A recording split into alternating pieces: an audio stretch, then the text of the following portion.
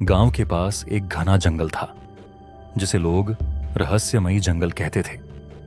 गांव के बच्चे अक्सर उस जंगल के बारे में कहानियां सुनते थे। कहते थे कि वहां कोई अदृश्य दोस्त रहता है जो बच्चों की मदद करता है, लेकिन कोई उसे कभी नहीं देख पाया।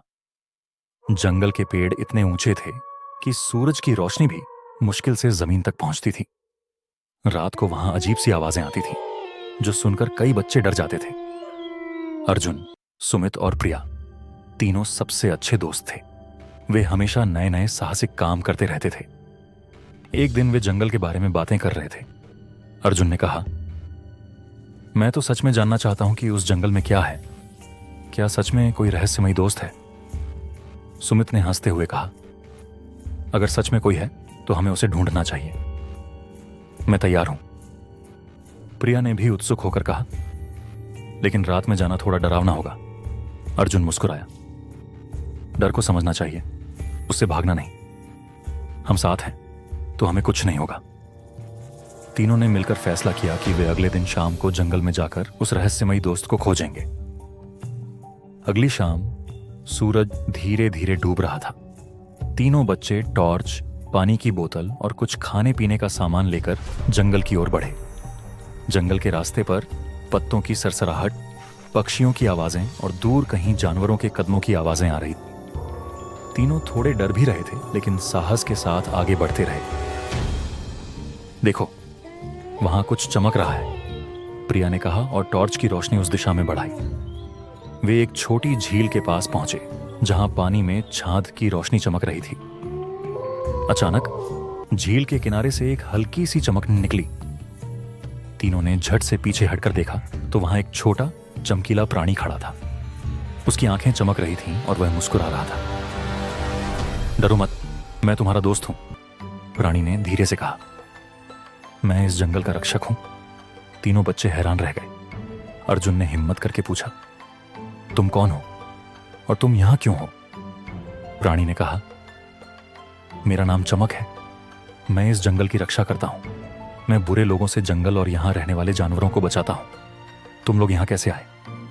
सुमित ने जवाब दिया, हमने सुना था कि यहां कोई रहस्यमयी दोस्त रहता है, इसलिए हम उसे देखने आए हैं। चमक ने हंसते हुए कहा, बहुत अच्छा किया।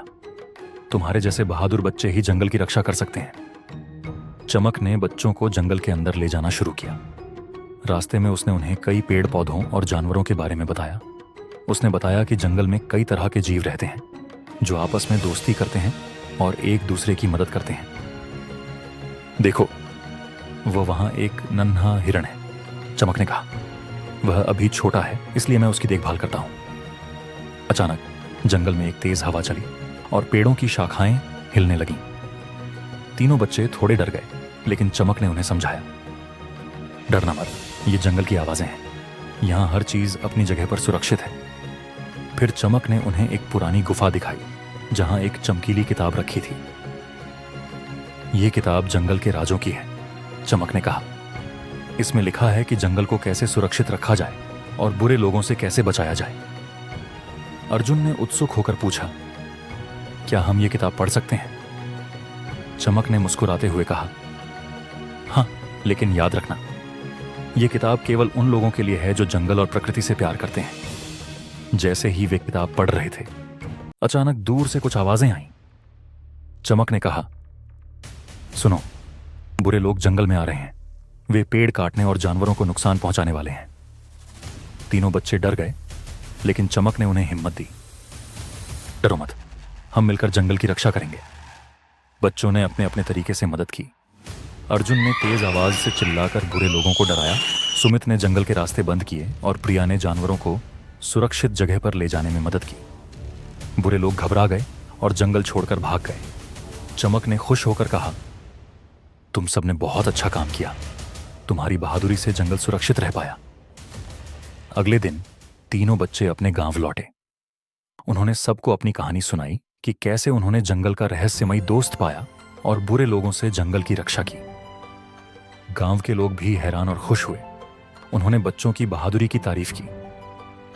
प्रिया ने कहा, अब मैं समझ गई हूं कि डर को समझना और उससे लड़ना कितना जरूरी है। अर्जुन ने मुस्कुराते हुए कहा।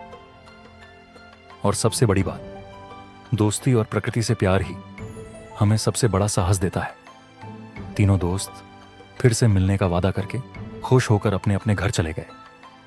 यह कहानी हमें सिखाती है कि डर को समझना चाहिए, उससे भागना नहीं।